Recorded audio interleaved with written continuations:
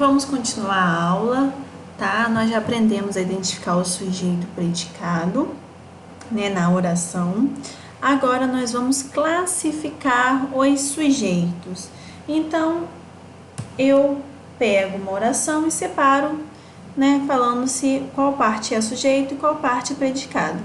Agora que eu já sei qual parte é sujeito e qual parte é o predicado, nós podemos começar a classificar os sujeitos, tá? Então, nós temos aí alguns tipos de sujeito. Eu tenho um sujeito simples, o sujeito composto, o indeterminado, o desinicial ou oculto, tá? São as mesmas coisas aí, a mesma coisa, só muda um pouquinho a forma de falar, mas o significado é o mesmo. E também temos a oração sem sujeito ou inexistente, ou sujeito inexistente, que também é a mesma coisa.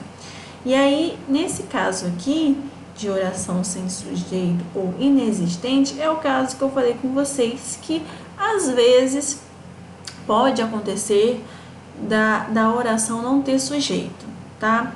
Não acontece sempre, mas acontece, pode acontecer, tá bom? Então, nós vamos falar um pouquinho sobre o sujeito simples. O primeiro aqui, o sujeito simples, tá? Então, o que é um sujeito simples, gente? Um sujeito simples é aquele sujeito que tem apenas um núcleo, tá? E núcleo, gente, mas o que é um núcleo, professora? Um núcleo é uma palavra importante, é a palavra mais importante, tá? Que está localizado no sujeito. Então, se eu tenho apenas um núcleo, eu tenho um sujeito simples. Vamos lá, vamos que no exemplo fica tudo mais fácil. A mãe se levantou aborrecida. Então, conforme nós aprendemos, o sujeito é daquilo que eu estou falando, né? Sobre o que eu estou falando. Então, qual que é o meu sujeito? A mãe. Concordam? Que eu estou falando sobre a mãe? Então, o meu sujeito é a mãe. Vou colocar tudo em vermelho que for sujeito, tá? E aí, eu tenho duas palavras no sujeito. Eu tenho esse a aqui, embora seja uma palavra pequena, uma palavra, tá, gente? Eu tenho esse a e tenho esse mãe aqui. Quantas palavras eu tenho aqui importantes? Quantas palavras importantes eu tenho? Eu tenho apenas uma palavra super importante, vamos dizer assim, tá? Essa palavra é mãe. Ou seja, eu tenho apenas um núcleo do sujeito aqui. Gente, umzinho só, tá? Então, se eu tenho apenas um núcleo, ou seja, uma palavra importante nesse sujeito, eu vou chamar esse sujeito de sujeito simples. Então, em vez de eu colocar aqui só sujeito, como eu estava fazendo no exercício anterior, vocês estavam aprendendo a identificar o sujeito, agora eu já vou começar a classificá-lo. Então, eu vou colocar sujeito simples. Mas eu vou especificar que esse sujeito aqui é um sujeito simples, tá bom? Outro exemplo, a laranja estava estragada. O que eu estou falando? O que eu estou falando, gente? Eu estou falando da laranja. Então, laranja é meu sujeito. Todo mundo concorda, né? Que o assunto principal aqui dessa oração é laranja. Só um momento. Laranja. Então, voltando, laranja.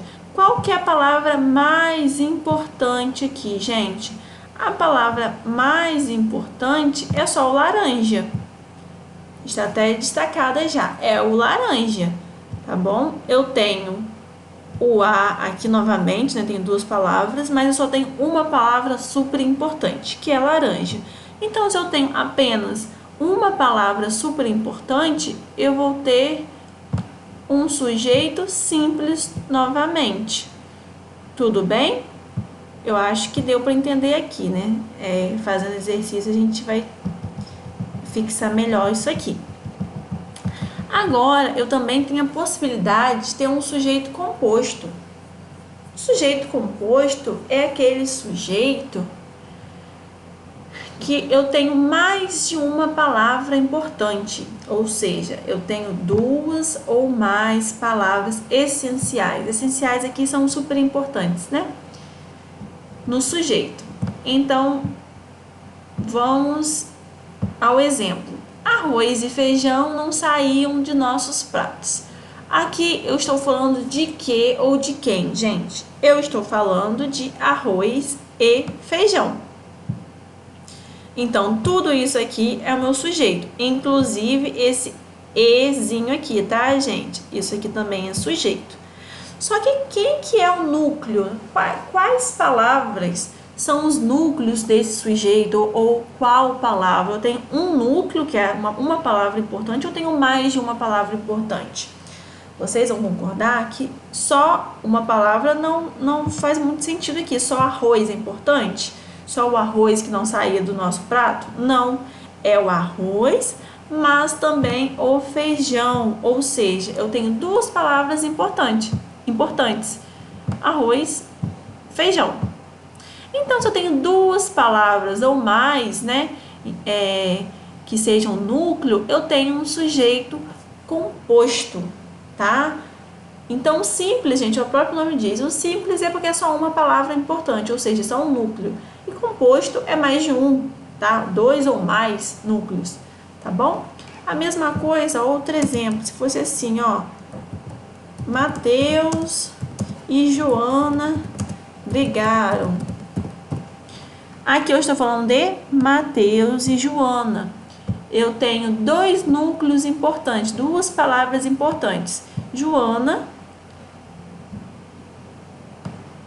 e Mateus.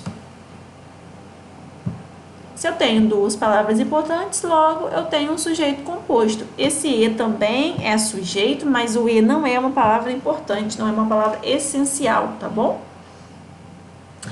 Agora, gente, o sujeito indeterminado, ele vai ocorrer quando você não sabe ao certo de quem está se falando. Você sabe que tem alguém falando alguma coisa, mas você não sabe quem. Por exemplo, comeram o bolo todo. Cadê o sujeito aqui, gente? Comeram o bolo todo. Você sabe que existe um sujeito. Por que você sabe que existe um sujeito? Porque alguém comeu. Concordam que alguém comeu o bolo? Mas você não sabe quem exatamente, não sabe ao certo, tá? Não sabe ao certo. Então, vou falar que aqui eu tenho um sujeito indeterminado por conta disso, tá certo? Não sei quem é o sujeito. Roubaram o celular da menina. Eu sei que alguém praticou essa ação, eu sei que alguém roubou, mas você sabe quem? Eu não sei quem, você sabe quem? Vocês também não sabem, né? Então, eu tenho um sujeito indeterminado, tá? Chegaram da festa tarde demais. Quem chegou, gente? Quem chegou da festa tarde demais? Não sei, eu sei que foi alguém, mas não sei quem. Então, novamente, eu tenho um sujeito indeterminado. Percebam que o sujeito indeterminado, ele é feito com o verbo na terceira pessoa do plural. Isso aqui é terceira pessoa do plural, tá? Eles comeram, eles roubaram, eles chegaram, tá? Então, quando eu quero dar a entender que é um sujeito indeterminado, eu uso o verbo assim na terceira pessoa do plural, tá bom, gente? E aqui fala assim, professora, mas como você falou, é o eles. Não, é o eles, né? No contexto, assim, eu sei que eles, né? O verbo está na terceira pessoa do plural, mas eu não sei exatamente quem. Eu não dei nome, eu não falei nada, tá bom? Então, é um sujeito indeterminado por isso, tá certo? As pessoas têm facilidade, né, mania, vamos dizer assim, de confundir o indeterminado com o oculto, mas nós vamos ver a diferença, tá? Não confundam. O sujeito oculto ou desinicial, que é a mesma coisa, como eu falei com vocês, ou desinicial, vai ocorrer quando o sujeito está na frase, mas ele está escondido ou oculto, tá bom? Então, assim, ele está presente, nós conseguimos perceber de quem nós estamos falando, mas ele está escondidinho, que é o que nós chamamos de verbo de sujeito implícito ou oculto. Oculto é aquele que está se escondendo, né? Então, nós temos assim, ó, estamos estudando muito para a prova. Aí você fala assim, professora, o estamos é verbo, né? Estudando também é verbo. Então, como que eu sei quem que está estudando? Quem que está estudando muito para a prova? A resposta, gente, é um nós. A resposta é nós. Por quê? Porque eu sei, por isso aqui, ó, por esse mos aqui, ó, eu sei que eu vou usar esse estamos, ou seja, esse mos aqui, quando eu estiver falando de nós. Quando a gente vai conjugar os verbos, a gente fala assim, ó, nós estamos, ou nós amamos, nós estudamos, nós partimos. E aí eu sei que toda vez que eu falar desse mos aqui, incluir esse mos aqui no verbo, vai ter um nós aqui escondidinho. Então nós podemos falar o nós de forma clara, né? Nós estamos estudando muito para a prova, ou nós podemos falar estamos, e nós entendemos quem está. Somos nós, tá bom? Então, por ele estar escondidinho, a gente fala que é um sujeito oculto, tá? Um sujeito oculto. Mas qual que é a diferença então do oculto para um determinado? O oculto, a gente sabe quem é, embora não esteja de forma 100% claro na frase, tá? Não está claro aqui 100% que somos nós, mas eu sei que é nós pelo verbo, tá? Olhando para o verbo, eu acho a resposta. Aqui, comer um bolo pode ser qualquer pessoa. Pode ser eu, pode ser João, pode ser Maria, pode ser uma família, pode ser qualquer pessoa. Eu não sei quem comeu, eu não sei quem roubou, eu não sei quem chegou. Aqui eu já sei, tá bom? E aqui, ó, outro exemplo. Precisamos de alunos comprometidos. Verbo, precisamos. Mas quem precisa, gente? Quem que está precisando desses alunos comprometidos? Somos nós, novamente, ó. Nós estamos. Então, novamente, eu consigo perceber que esse mos aqui quer dizer que tem um nós, existe um nós escondido aqui, tá? Existe nós escondido aqui e eu sei que o sujeito somos nós, tá certo? Por isso que é um sujeito oculto. Beleza? Acho que deu para entender, né? Agora, o sujeito inexistente ou oração sem sujeito é quando não existe o sujeito. Não existe o sujeito da oração. E aí, gente, coloquei aqui para vocês alguns exemplos de quando não existe esse sujeito, tá? Então, olha só. O primeiro exemplo que eu coloquei aqui é quando tem um verbo que indica um fenômeno da natureza. Então, vocês concordam que chover é um verbo, tudo bem? Chover é um verbo. Só que chover não é algo que alguém pratica, não é uma ação, não é nada, é um fenômeno da natureza, tá? Ou seja, independe da minha vontade, vamos dizer assim, né?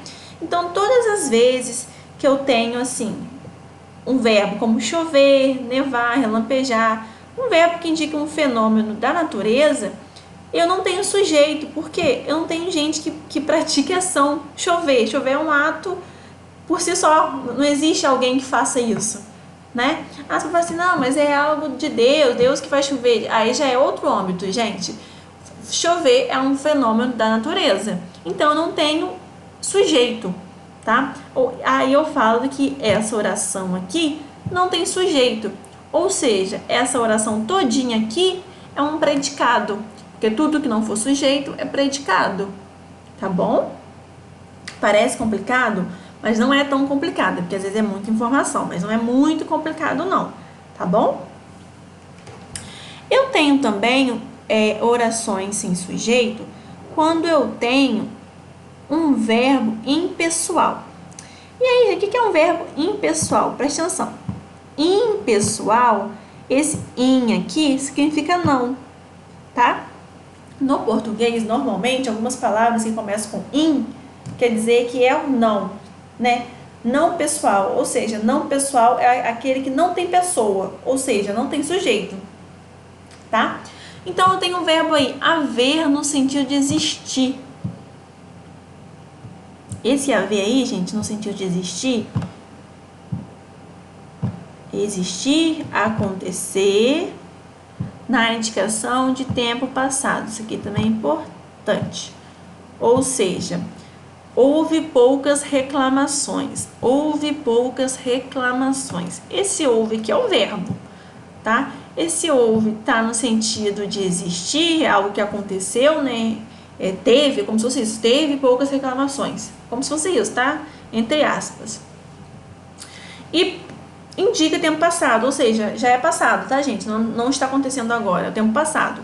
Então, todas as vezes que eu tenho isso aqui no sentido, esse verbo, né, que é o verbo haver, no sentido de existir, eu falo que é um verbo que não vai ser uma oração que não tem sujeito, é um verbo impessoal. Aqui também, ó, também está no sentido de existir e não tem sujeito.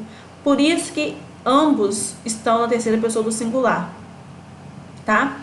Isso aqui é um pouquinho mais profundo, mas a gente também consegue entender aos poucos. Isso aqui está no sentido de existir. Então, se o haver, o verbo haver, estiver no sentido de existir, não tem sujeito. E por isso que ele fica na terceira pessoa, tá? Fazer na indicação de tempo passado e de fenômenos na natureza, aqui parecido com o primeiro exemplo que eu falei com vocês. Olha só, indicação de tempo passado. Vamos circular aqui, grifar aqui. Faz 2 anos que o perdi.